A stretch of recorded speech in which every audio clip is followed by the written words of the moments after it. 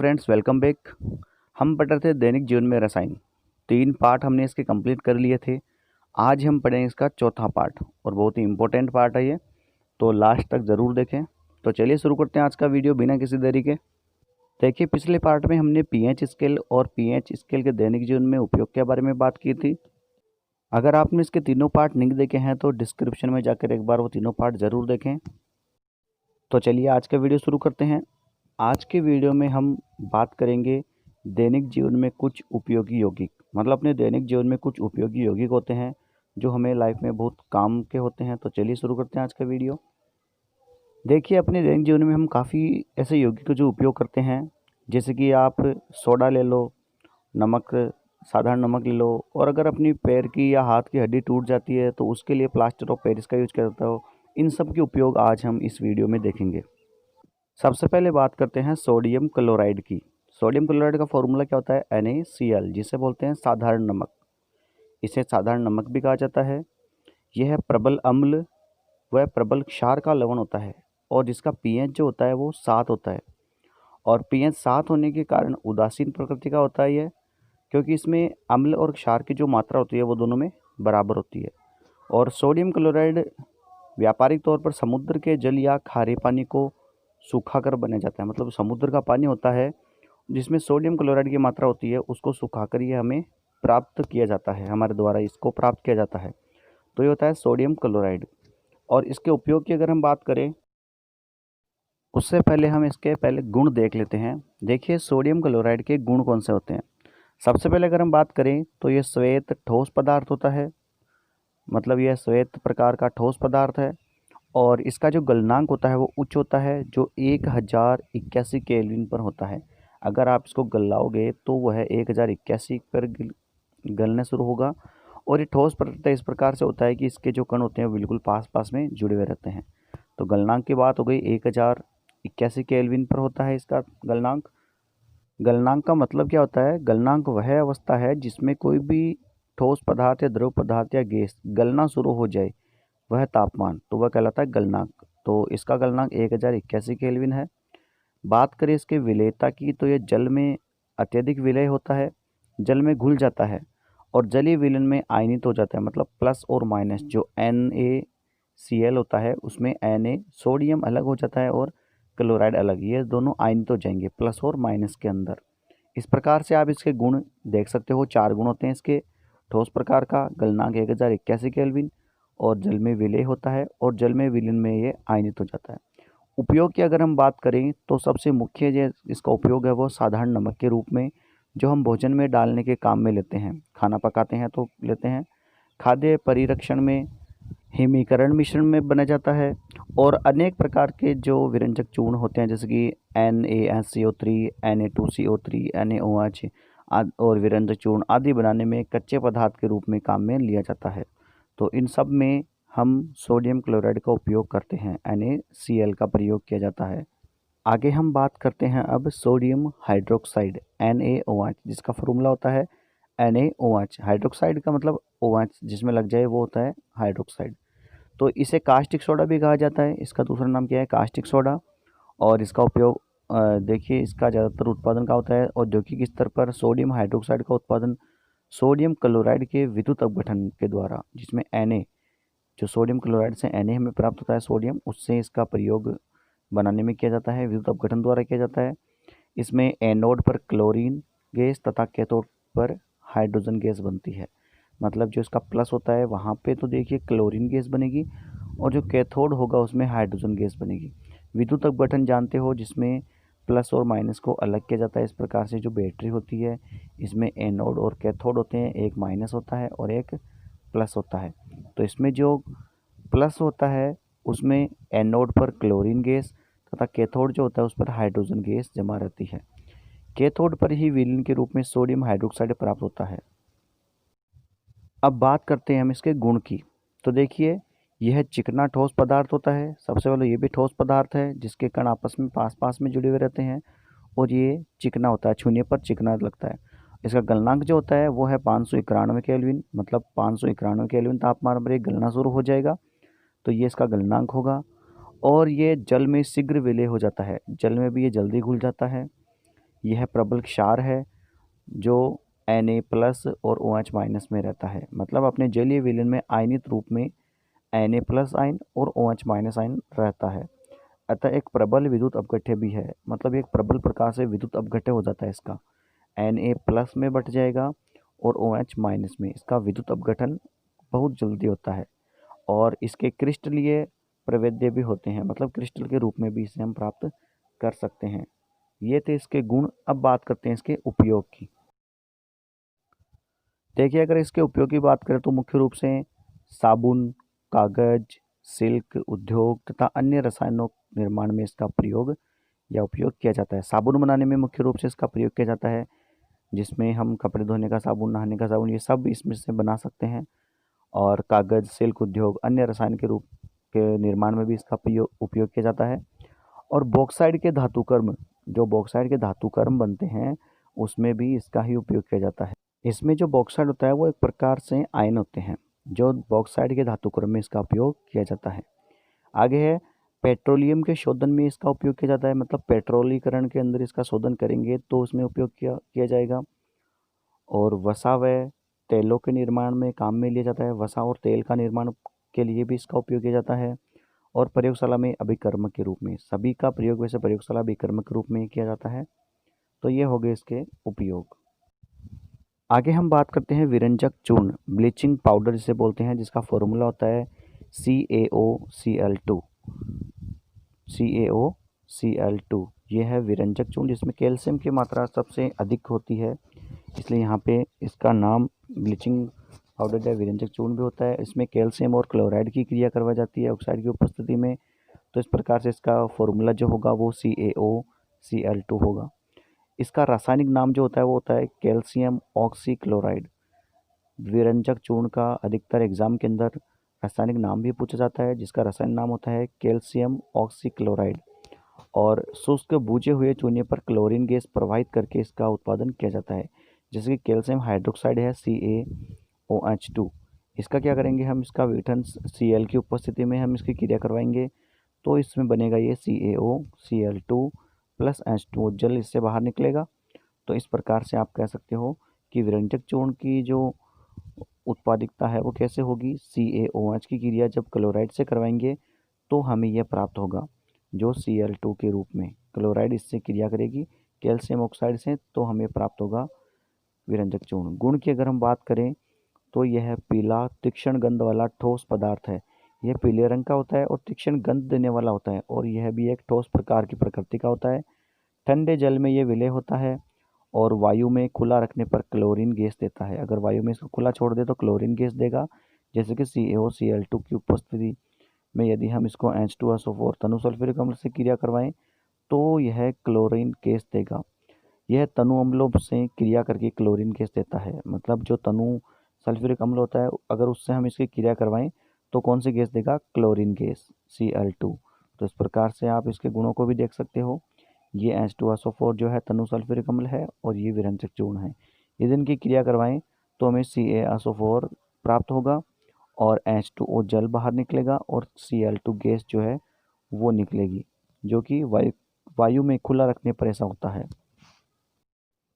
आगे इसका एक गुण और है, जो है विरंजक चूर्ण से मुक्त क्लोरीन गैस जल से संयोग कर नवजात परमाणविक ऑक्सीजन निकालती है। मतलब इसमें ऑक्सीजन गैस भी निकलती है कब, जब विरंजक चूर्ण से मुक्त क्लोरीन गैस जल से संयोग करती है।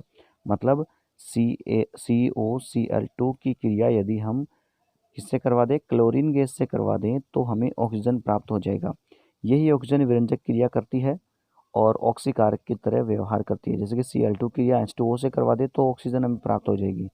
क्लोरीन की क्रिया यदि हम, क्लोराइड की क्रिया यदि हम जल से करवा दें तो हमें ऑक्सीजन गैस प्राप्त होगी O2 के रूप में। और यह रंगीन पदार्थ होता है और ऑक्सीजन से क्रिया करने पर यह रंगहीन पदार्थ बन जाता है। मतलब इसका कोई रंग नहीं रहता है, पहले रंगीन होता है और ऑक्सीजन से क्रिया करवा दोगे यदि आप इसके तो यह रंगहीन हो जाएगा। आगे बात करते हैं इसके उपयोग की। तो इसका मुख्य उपयोग वस्त्र उद्योग में विरंजक के रूप में होता है, मतलब वस्त्र उद्योग में विरंजक वस्त्रों को रंगने के रूप में इसका प्रयोग किया जाता है। कागज उद्योग में विरंजक के रूप में कागज को भी कलर करने में इसका उपयोग किया जाता है। और देखिए सबसे मुख्य इसका उपयोग जो है वो पेयजल को शुद्ध करने में किया जाता है।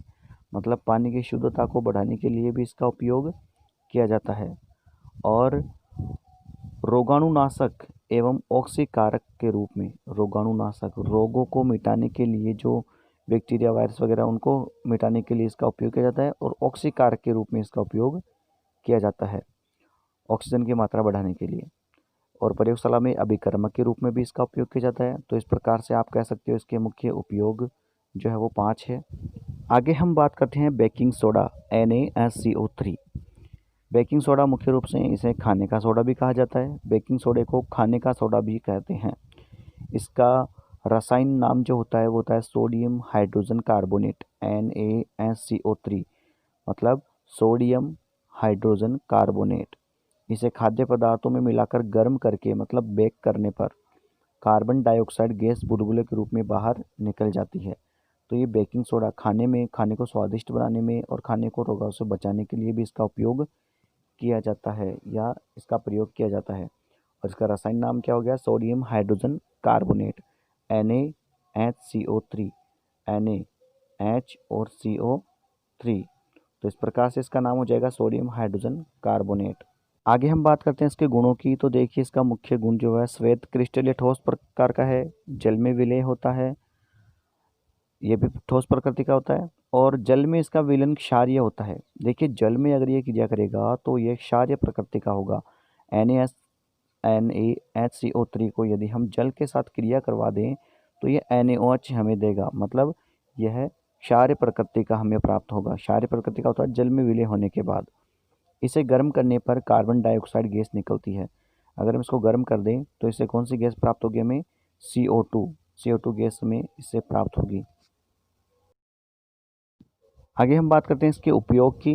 तो देखिए इसका मुख्य जो उपयोग होता है वो खाद्य पदार्थों में बेकिंग पाउडर के रूप में, सोडा वाटर तथा सोडा युक्त शीतल पेय बनाने में, मतलब ठंडा जो पानी होता है, सोडा वाटर जो होता है उसको शीतल पेय ठंडा बनाने में प्रयोग किया जाता है। पेट की अम्लता को दूर करने में एंटा एसिड के रूप में, मतलब जैसे कि इनो वगैरह होते हैं उन सब के अंदर इसी का उपयोग किया जाता है। किसका? NaSCO3 का, सोडियम हाइड्रोजन कार्बोनेट का उपयोग किया जाता है अम्लता को दूर करने के लिए। और मंद प्रतिरोधी के रूप में, देखिए ये अम्लता को दूर करने के लिए NaOH जो क्षारीय प्रकृति का होगा तो वो अम्लता को दूर करेगा। और अग्निशामक यंत्रों में इसका प्रयोग किया जाता है आग बुझाने के रूप में। और प्रयोगशाला अभिकर्मक के रूप में इसका उपयोग किया जाता है। देखिए माइल्ड एंटीसेप्टिक, जहाँ पे क्या होता है किसी की चोट लगती है, माइल्ड एंटीसेप्टिक के रूप में अगर कोई घाव हो जाए तो उसको ठीक करने में भी इसका उपयोग किया जाता है। अग्निशामक यंत्र में क्यों? क्योंकि इसके अंदर जो CO2 गैस होती है उसकी वजह से अग्निशामक यंत्रों में इसका उपयोग किया जाता है। चलिए दोस्तों आगे बढ़ते हैं। आगे हम बात करते हैं धावन सोडा Na2CO3 10H2O, जिसे कपड़े धोने का सोडा भी कहा जाता है। कपड़े धोने के लिए जो उपयोग में लिया जाता है उसे कहते हैं धावन सोडा Na2CO3 10H2O। 10 इसमें जल के अणु होते हैं और ये NaSCO3 से ही प्राप्त किया जाता है। इसका रासायनिक नाम जो होता है वो सोडियम कार्बोनेट है। इसमें एक सोडियम कार्बोनेट अणु के साथ 10 अणु क्रिस्टल जल होता है। तो इस प्रकार से आप इसको फॉर्मूले के रूप में ऐसे लिख सकते हो Na2CO3 10H2O, क्योंकि इसके अंदर सोडियम कार्बोनेट है और इनके साथ में 10 अणु क्रिस्टल जल के होते हैं।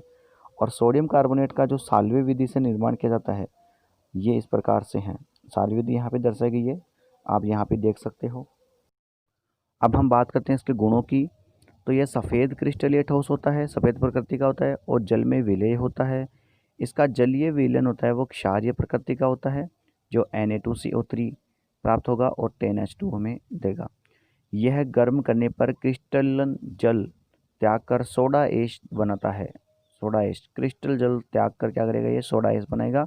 मतलब Na2CO3 10H2O की क्रिया यदि हम 373 केल्विन से अधिक तापमान पर कराते हैं तो हमें Na2CO3 प्राप्त होगा जो कि एक क्षारीय प्रकृति का होता है और इसमें जल के 10 अणु अलग निकलेंगे। अब हम बात करते हैं इसके उपयोग की। तो देखिए इसका मुख्य उपयोग धुलाई व सफाई में किया जाता है। जैसे कि इसका नाम है धोने का सोडा, तो इसका मुख्य उपयोग भी क्या है? धुलाई व सफाई में। कास्टिक सोडा, बेकिंग पाउडर, कांच, साबुन, बोरेक्स के निर्माण में इसका उपयोग किया जाता है। और एक इसका उपयोग होता है अपमार्जक के रूप में। कास्टिक सोडा, बेकिंग पाउडर, कांच, साबुन, बोरेक्स आदि के निर्माण में इसका उपयोग किया जाता है। बेकिंग सोडा भी इससे प्राप्त किया जाता है, जैसे कि NaHCO3 है, जो इसी की क्रिया से हम इसको प्राप्त कर सकते हैं। Na2CO3 की क्रिया यदि हम जल से करवा दें तो हमें यह प्राप्त हो जाएगा। अपमार्जक अपमार्जक के रूप में भी इसका उपयोग किया जाता है, जैसे कि सर्फ वगैरह, डिटर्जेंट वगैरह बनाए जाते हैं, वो इसी से बनाए जाते हैं। कागज, पेंट या वस्त्र उद्योग में और प्रयोगशाला के अभिकर्मक के रूप में। आगे हम बात करें प्लास्टर ऑफ पेरिस, CaSO4 और H2O, हाफ H2O, 1/2 H2O, जल का आधा अणु होगा इसके अंदर। इसका रासायनिक नाम कैल्शियम सल्फेट का अर्धहाइड्रेट है। इसका रासायनिक नाम है कैल्शियम सल्फेट का अर्धहाइड्रेट। फ्रांस की राजधानी पेरिस में जिप्सम को गर्म करके सबसे पहले इसे बनाया गया था। देखिए, सबसे पहले इसको कहाँ बनाया गया था? फ्रांस की राजधानी पेरिस के अंदर। और वो कैसे बनाया था? जिप्सम को गर्म करके। और इसका नाम जो है वो प्लास्टर ऑफ पेरिस रखा गया। इसे POP भी कहा जाता है, इसका short name POP, plaster of Paris. Gypsum CaSO4 2H2 होता है, जिसको 393 केल्विन तापमान गर्म किया और उसके बाद में हमें ये प्राप्त हुआ प्लास्टर ऑफ पेरिस। अगर हम बात करें इसके गुणों की तो देखिए, यह श्वेत ठोस चिकना पदार्थ होता है। यह श्वेत प्रकार का और ठोस चिकना पदार्थ होने पर चिकना महसूस होगा। इसमें जल मिलाने पर 15 से 20 मिनट में जमकर ठोस और कठोर हो जाता है। मतलब अगर इसको हम जल में मिला दें तो 15 से 20 मिनट के अंदर ये ठोस और कठोर हो जाएगा, एकदम दृढ़ हो जाएगा, जिसको आप तोड़ नहीं सकते आसानी से। इस प्रकार से आप कह सकते हो कि ठोस प्रकृति का होता है और चिकना पदार्थ होता है।